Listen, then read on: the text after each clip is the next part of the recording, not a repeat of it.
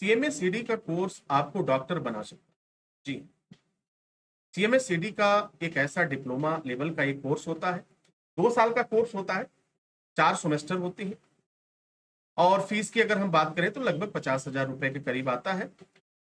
और 2 साल पढ़ाई करने के बाद जो सफर होता है डॉक्टर्स का, वो शुरू हो जाता है। या मैं यूं कहूं, मेडिकल का सफर शुरू हो जाता है।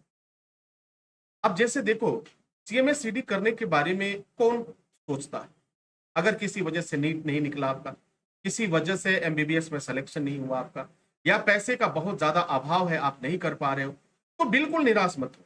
आपके लिए एक रास्ता है, एक ऐसा रास्ता जिसने हजारों नहीं लाखों स्टूडेंट्स को जीने का एक नजरिया दिया है, जीने का एक मार्ग दिया। करना क्या है?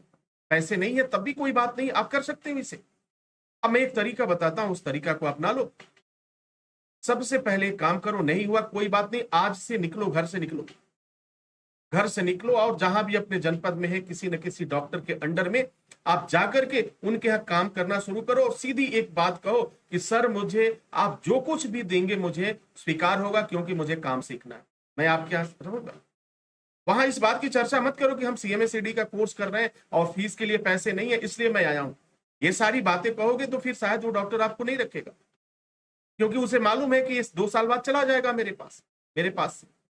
तो ये बात बिल्कुल नहीं बतानी है आपको। कहना सर अब है थोड़ी दिक्कत है तो आपके यहाँ काम हम सीखेंगे, तो काम सीखोगे। आपको डॉक्टर 8 से 10,000 15,000 रुपए की सैलरी देगा, देगा ही देगा, हर हाल में देगा।